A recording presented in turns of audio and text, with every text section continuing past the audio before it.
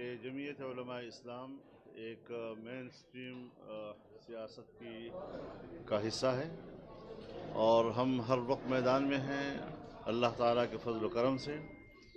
اور بات یہ ہے کہ جس فتنے کو ہم نے اقتدار سے نکالا اس نے جو ملکی نظام کو تباہ کیا، ملکی معیشت کو تباہ کیا، سیاسی عدم استحکام لے آیا، معاشی عدم استحکام لے آیا، اور اب وہ اس پر مصروف ہے کہ ملک میں دفاعی عدم استحکام آ جائے. تو اس ساری صورتحال سے نمٹنے کے لیے ظاہر ہے جی کہ پھر حکومتی نظام سنبھالنے کے بعد تو معاملات ٹھیک کرنے ہوتے ہیں. تو ہم سب جماعتیں جو اس وقت حکومت میں شامل ہیں، ہم سب ایک ٹیم کی طرح کام کر رہے ہیں، باوجود اس کے کہ سب کے اپنے اپنے منشور ہیں، اختلاف رائے ہے، لیکن ملک کی معیشت کو بہتر بنانا.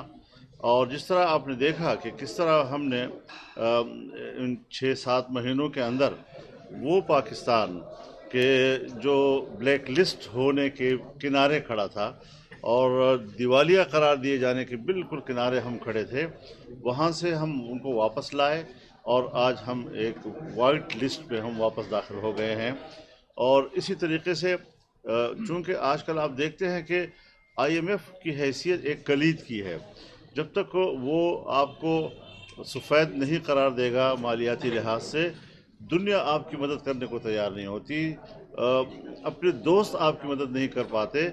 آج چائنا کے ساتھ ہماری گفتگو بڑی کامیابی کے ساتھ آگے بڑھ رہی ہے، لیکن ایک چیز کو مد نظر رکھیں کہ 2014 میں 126 دن کا دھرنا جس نے چینی صدر کے دورے کو منسوخ کرایا، آج جب محمد بن سلیمان پاکستان آ رہا ہے، اسی دن کو اسلام آباد کے لیے اعلان کر دینا جس سے کہ ان کا دورہ منسوخ ہو گیا، یہ کس سازش کے تحت ہو رہا ہے؟ یہ کس کے اشاروں سے ہو رہا ہے؟ یہ کوئی حماقت سے نہیں ہو رہا، باقاعدہ ایجنڈے کے تحت ہو رہا ہے. تو اس ساری صورتحال سے ہم نمٹ رہے ہیں، دوست تعاون کرنے کو تیار ہیں، آگے بڑھ رہے ہیں، اعتماد کی بحالی کا ایک سفر ہمارا چل رہا ہے اور الحمدللہ ہم اس میں کامیابی کی طرف آگے بڑھ رہے ہیں. ابھی ہم روس کے ساتھ بھی معاہدات کی طرف جا رہے ہیں. تو انشاءاللہ العزیز یہ جو صورتحال جس میں ہم گر چکے ہیں اور جس سے ہمیں نکلنا ایک بہت بڑا مشکل ہے، اور پھر اس کے اوپر جو ہے آپ سیلاب آ گئے قدرتی آفت کے طور پر، تو اس نے تو بالکل ہمارے معیشت کی ریڑھ کی ہڈی توڑ دی ہے جی. یہ سارے وہ چیلنجز ہیں کہ جس کے لیے ہمیں بیٹھ کر تمام توانائیاں صرف کرنی چاہیے. جلسے بھی ہمیں کرنے آتے ہیں، پبلک میں بھی ہمیں جانا ہوتا ہے. ایک لمبے عرصے کے بعد کل ہمارا شکارپور میں جلسہ تھا، آپ نے دیکھا کہ تاریخی جلسہ تھا، جس طرح دوبارہ جیسے ہمارے ملین مارچ کا ایک یاد تازہ ہو گئی اس سے. تو پبلک میں کوئی کمی نہیں ہے، اور انشاءاللہ میں ابھی خیبر پختونخوا جا رہا ہوں، وہاں پر بھی ہمیں شمالی جو ہمارے اضلاع ہے ان کی طرف مجھے جانا ہے.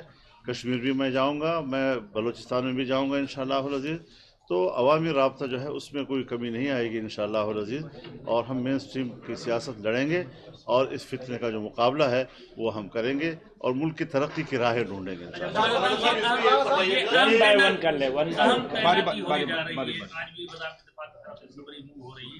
تو کیا سمجھتے ہیں کہ کیوں اس معاملے کو اتنا جو ہے وہ پیچیدہ بنایا گیا ہے، اور کون نیا آرمی چیف جو سپہ سالار کون ہونے جا رہا ہے؟ دیکھیے میں نے اس کی طرف اشارہ کیا کہ آپ خود اندازہ لگائیں کہ ایک معمول کا عمل ہے، سرکاری ملازمت ہے، ریٹائرمنٹ جو ہے اس کا ایک انجام ہوتا ہے، اس کا ایک آخری اینڈ ہوتا ہے، اور ہمیشہ ہوتا رہا ہے، کوئی آج پہلی مرتبہ نہیں ہو رہا. لیکن جب آپ ایک لانگ مارچ کرتے ہیں اور یہ کہ ہم اپنی مرضی کا آرمی چیف لائیں گے، اور اپنی مرضی کے آرمی چیف لانے کے لیے آپ ہماری دفاعی قیادت کو بھی بلیک میل کر رہے ہیں، ہماری سیاسی قیادت کو بھی بلیک میل کر رہے ہیں. کل اگر میں کہوں کہ میری مرضی کا آرمی چیف ہوگا، پیپلز پارٹی کہے کہ میری مرضی کا آرمی چیف ہوگا، تو ہماری دفاعی نظام کا کیا بنے گا آخر جی؟ اس حوالے سے جو بھی ہو آئین کے مطابق ہو، میرٹ پر ہو، جس کو اختیار ہے وہی کریں. مولانا صاحب آپ یہ بتائیں 26 نومبر میں جو لانگ مارچ پنڈی کی طرف جا رہا ہے، اس حوالے سے آپ لانگ مارچ تو نہیں ہے، فرلانگ مارچ ہے، روزانہ ایک فرلانگ چلتے ہوتے ہیں.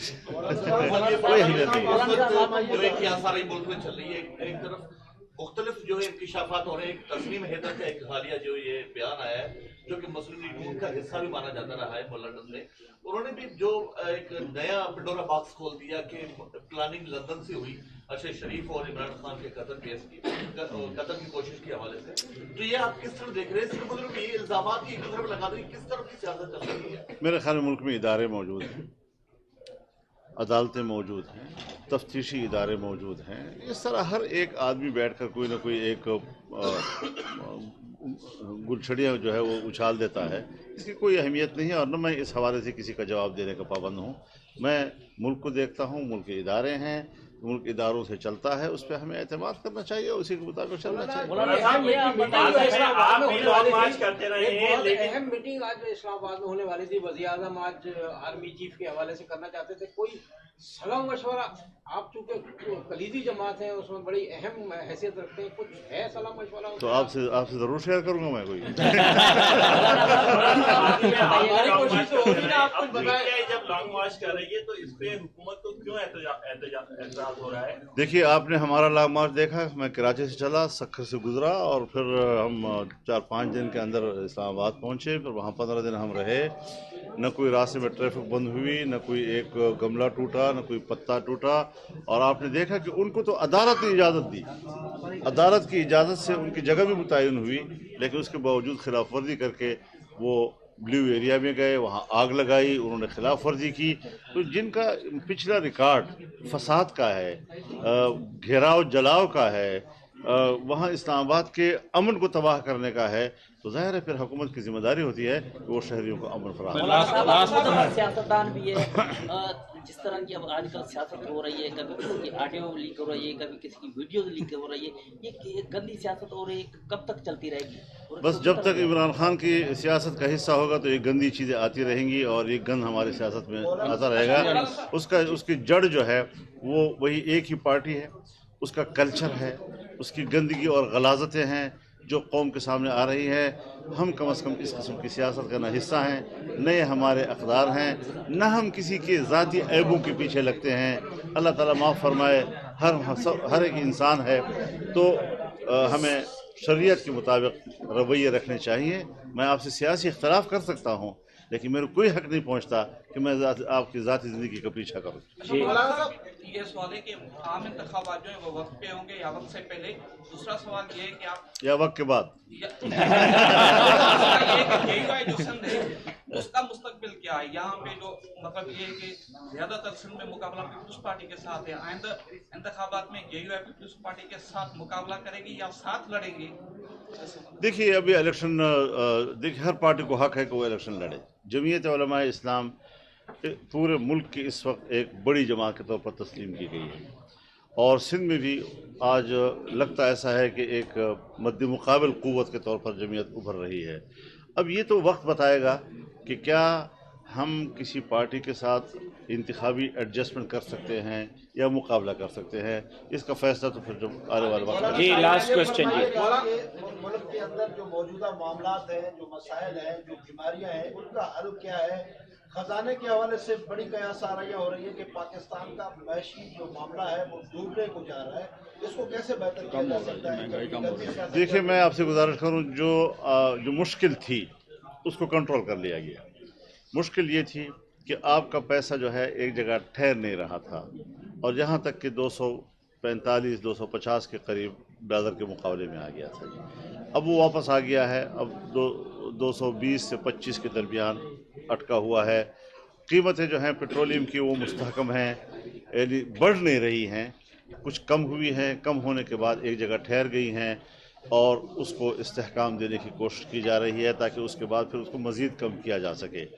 बिजली का मसला है, उसके ऊपर इसको फोकस किया जा रहा है कि हम किसी तरीके से लोगों पर बिजली का जो बोझ है, उसकी बिलों का जो बोझ है, उसको कम करें। और फिर यह है कि इस वक्त जो आपके स्टेट बैंक है हर चंद कि उन्होंने उसको IMF के हवाले किया, लेकिन जो पैसे रिज़र्व में वो छोड़ के गए थे उससे कई गुना इस वक्त इजाफा हो गया है उसके अंदर।